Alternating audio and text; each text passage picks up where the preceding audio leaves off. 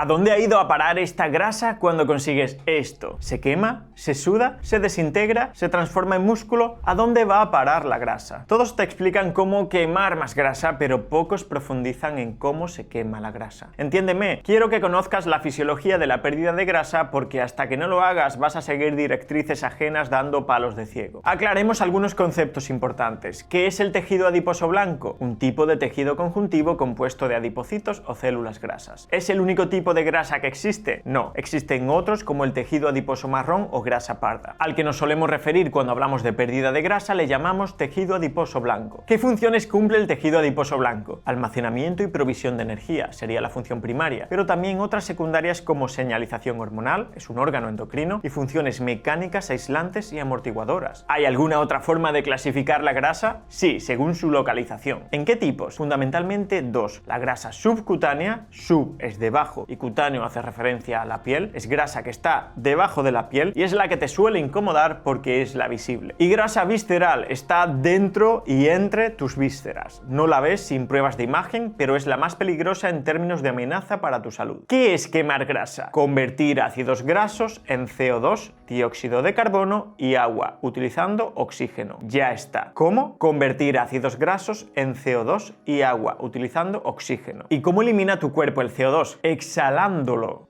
El CO2 generado en la célula pasa a los capilares, vasos sanguíneos, llega a tus pulmones y lo exhalas. Cuando quemas grasa, eliminas el excedente de esos procesos metabólicos al respirar. La grasa que quemas sale por tu nariz y por tu boca. Si te fijas bien en esta maravillosa diapositiva, te darás cuenta que el destino final del ácido graso libre es entrar en la mitocondria, convertirse en acetilcoenzima A, entrar en el ciclo de Krebs o ciclo de los ácidos tricarboxílicos y generar ATP, CO2 y agua. ¿Cómo puedes maximizar la pérdida de grasa? Acelerando la tasa de lipólisis y oxidación de ácidos grasos y reduciendo la velocidad de lipogénesis, formación de ácidos grasos y triglicéridos. Entonces ya está, Borja, ¿se acabó el vídeo? Claro que no. Vamos a recordar los dos elementos claves en el proceso de pérdida de grasa y cómo optimizarlos. Estás en tu casa viendo la serie de Netflix del pequeño Nicolás y decides apagar la tele para salir a correr un rato. En cuanto empiezas a trotar, creas una demanda energética clara, porque la actividad contráctil de tus músculos no es gratuita, requiere energía. Por suerte tienes mucha energía potencial almacenada en tu cuerpo, que tu metabolismo sabe cómo usar, principalmente glucosa y grasa. A intensidades bajas y especialmente si estás en forma, tu cuerpo preferirá la grasa. Por lo tanto, en ese trote inicial suave, tu cuerpo va a preferir grasa. ¿Por qué? Acumulas muchísima más energía en forma de grasa que en forma de glucógeno y glucosa. Siempre que haya tiempo y facilitadores metabólicos, tu cuerpo priorizará la grasa. ¿A qué te refieres con que haya tiempo? Como estás aprendiendo en este vídeo, el proceso de pérdida de grasa, desde que coges un triglicérido en el tejido adiposo de tu abdomen hasta que se transforma el ácido graso en CO2 y agua en la mitocondria, ese proceso es largo y tedioso. Requiere movilización, a veces desde zonas muy distantes entre sí, es decir, la grasa de tu deltoide derecho puede dar energía a tu sóleo izquierdo, y también muchos actores involucrados, hormonas, proteínas transportadoras, canales de membrana, muchísimas enzimas. Cuando necesitas una tasa de producción de energía elevada, es decir, generar mucha energía en poco tiempo, la grasa no es la mejor opción. Esto es lo que ocurre cuando te ejercitas a alta intensidad. No da tiempo a que tu cuerpo use grasa como combustible principal. Por eso utiliza glucosa y fosfágenos. Para que tus músculos del cuádriceps, sóleo, gastrocnemios e isquiotibiales puedan utilizar esa grasa, tienen que ocurrir dos procesos: lipólisis y beta-oxidación. Repito, lipólisis y beta-oxidación. Empecemos con el primero. ¿Qué es la lipólisis? Lipo es grasa y lisis ruptura. De alguna forma, la grasa se tiene que deshacer, romper o liberar de sus depósitos. Almacenas grasa en forma de triglicéridos. ¿Qué es un triglicérido? Una molécula de glicerol y tres ácidos grasos unidos a la molécula de glicerol mediante enlaces tipo éster. La lipólisis no es otra cosa que el proceso por el cual, gracias a determinadas enzimas, esos tres ácidos grasos atados al glicerol se liberan, dando lugar a tres ácidos grasos libres. ¿Y el ácido graso libre viaja realmente libre por la sangre? No, dado que tu sangre es principalmente principalmente agua y que el ácido graso es hidrófobo, es decir, no le gusta el agua, este se tiene que unir a una proteína llamada albúmina para poder llegar bien a tus células musculares. ¿Y qué camino recorre? Pues a ver, depende. No es lo mismo que se utilice grasa abdominal que grasa interescapular o grasa glútea. Realmente puedes usar grasa de cualquier depósito que esté correctamente vascularizado. Lo que es cierto es que para llegar al cuádriceps, ese ácido graso unido a la albúmina llegará por la arteria femoral. ¿Qué señales desencadenan la dichosa lipólisis? Pues varias. Las principales son señales neurohormonales que estimulan los receptores adrenérgicos. Hablamos sobre todo de adrenalina y noradrenalina. Y sí, se generan principalmente durante la alta intensidad, en la cual hay mucha lipólisis pero poca beta oxidación, por las razones que te he comentado. En alta intensidad el cuerpo no sabe usar ácidos grasos. ¿Qué más cosas estimulan la lipólisis? Otras hormonas como la GH, hormona del crecimiento, producida por la noche durante el sueño, el cortisol cuando hay un ritmo de producción de cortisol sano, que se suele producir un pico durante la mañana, también el glucagón en ayunas, ya has visto más o menos elementos que facilitan esa pérdida de grasa, y hay suplementos que la pueden estimular, a la lipólisis digo, sí, la cafeína y otros estimulantes pueden estimular la lipólisis ligeramente. ¿Algo más que estimule este proceso? El frío, al activar la termogénesis, estimula la lipólisis, pero deberías pasar mucho frío para que esto sea una herramienta de pérdida de grasa considerable. También el ayuno y la restricción calórica, disminuyendo la insulina, que es un freno de la lipólisis, y estimulando la producción de las hormonas antes mencionadas. Aquí está la clave. Puedes generar toda la lipólisis que quieras, que si tu cuerpo no usa esos ácidos grasos en un periodo temporal razonable, se volverán a empaquetar en triglicéridos y volverán felices a tus células adiposas. A esto se le llama reesterificación de ácidos grasos. Y es una triste guasa porque nos quedaríamos igual que antes. Una vez llega al músculo, el ácido graso entra a la célula por transportadores específicos. Aquí es donde comienza el segundo capítulo de la película, la beta-oxidación de ácidos grasos. ¿Cómo funciona la beta-oxidación? Una vez los ácidos grasos se han liberado, recuerda, lipólisis, y han entrado en el sarcoplasma de la célula muscular, deben llegar a la mitocondria. Allí se escinden progresivamente los carbonos de ese ácido graso, generando acetilcoenzima A y equivalentes reductores, que son NADH y FADH2. A esto le llamamos beta-oxidación. Y al tener muchos carbonos, los ácidos grasos, especialmente los de cadena más larga, generan una enorme cantidad de ATP, al menos si lo comparamos con la glucosa. El ácido palmítico oxidado completamente produce 130 moléculas de ATP, una molécula de glucosa 36. ¿Y por qué se llama beta-oxidación y no alfa-oxidación? Es una cuestión de nomenclatura química. Pues se llama así porque el enlace que se rompe liberando progresivamente carbonos es un enlace beta, mientras que el enlace entre el grupo funcional carboxilo y el carbono más próximo se denomina enlace alfa. ¿Pero qué estimula la beta-oxidación? Pues hay un elemento que es condición necesaria para que se oxiden esos ácidos grasos en tus mitocondrias: generar una necesidad energética. Esto tenía otro nombre, ¿no? Sí, déficit calórico. Por ello, el ayuno y la restricción calórica te obligan necesariamente a utilizar grasa. Dicho de otro modo, no puedes estar en déficit calórico y no perder grasa. Lo que sí puedes es no estar en déficit calórico, pero pensar que sí lo estás y no perder grasa. ¿Puedes profundizar un poco más, que no lo entiendo del todo? Sí, cuando tu cuerpo no obtiene la energía que necesita de la dieta, busca la energía que necesita en los almacenes. En situación de déficit energético hay alarmas metabólicas que estimulan toda esa maquinaria oxidativa. Una de las más importantes es un ratio ADP-ATP elevado. ¿Por qué se eleva el ADP y disminuye el ATP? Bueno, porque has consumido mucha energía no repletada. Otra forma de decir que estás en déficit calórico. Recuerda que el ATP, cuando se usa para liberar energía, genera ADP. Este es un sensor que tus células tienen para saber que hay que ponerse en marcha para generar más ATP. Y esto pasa necesariamente por utilizar grasa, glucosa y otros sustratos. Pero ¿y si no quiero ayunar ni hacer un déficit agresivo? ¿Puedo estimular la beta-oxidación? Sí puedes, al menos temporalmente. El ejercicio físico aeróbico a intensidades por debajo del 60% de tu VO2 max utiliza ácidos grasos principalmente. Te lo he explicado. El problema reside en que oxidar más ácidos grasos durante el ejercicio no necesariamente te hará perder más grasa si el balance energético global no es negativo. ¿Me lo puedes ejemplificar mejor? Claro que sí. Mira, puedes entrenar durante 3 horas a un ritmo cercano a tu Fat Max, la intensidad a la que oxidas el máximo de grasa. En estas 3 horas puedes quemar 2000 calorías, digamos, de las cuales el 80% pueden venir de grasa, perfectamente. Son unas 1600 kilocalorías provenientes de la grasa. Esto, si echamos cuentas, sería algo más de 200 gramos de grasa, ya que se estima que necesitas generar un déficit de 7000 calorías para eliminar 1 kilogramo de grasa. Todo esto son estimaciones sencillas para entender el concepto. Vale, pues si en ese entrenamiento has utilizado esa cantidad de grasa, pero en las restantes restantes 21 horas del día comes un excedente de 1700 kilocalorías por encima de tus necesidades de mantenimiento, el resultado final es que a largo plazo no habrás perdido ni un gramo de grasa. Eso sí, habrás obtenido otros beneficios del ejercicio físico, sin duda. Entre ellos, habrás puesto un ladrillo más para conseguir una maquinaria oxidativa mitocondrial más eficiente, haciéndote cada vez más sencillo el camino de la pérdida de grasa. Y es por esto que el ejercicio físico, como variable aislada, no es una herramienta para perder grasa. Entiende esto y te ahorrarás mucho sufrimiento. Puedes hacer todo el ejercicio que quieras, que si no controlas el factor nutricional, no perderás grasa. ¿Hay algún factor más que optimice la beta-oxidación? Claro que sí. Tener una buena capacidad aeróbica. Tener un buen motor aeróbico es equivalente a decir que tu cuerpo es muy eficiente utilizando la grasa como combustible. Es decir, es capaz de utilizar mucho oxígeno para oxidar mucha grasa o mucha glucosa. A mejor motor tengas, más capacidad oxidativa tendrás. Vale, Borja, eso hace referencia a la capacidad de mis pulmones y mi corazón. Pero, ¿mi músculo tiene algo que decir aquí? Por supuesto. ¿Recuerdas dónde se oxidaban los ácidos grasos? En las mitocondrias. ¿Cuál es el órgano donde existe el mayor volumen absoluto de mitocondrias? El músculo. Tener buenas mitocondrias es esencial para poder oxidar bien glucosa y ácidos grasos. Y solo puedes mejorar tus mitocondrias entrenando. Aunque hay otros factores secundarios interesantes que revisamos en este vídeo. Hasta aquí el vídeo de hoy. Espero que hayas entendido mejor el proceso de pérdida de grasa. Utiliza este conocimiento a tu favor. Y recuerda que puedes formar parte de esta lista privada de correo donde te ayudaré personalmente a optimizar tu salud con textos de menos de 500 palabras. Un fuerte abrazo, gracias por tu atención, nos vemos en el siguiente vídeo y a seguir empoderando.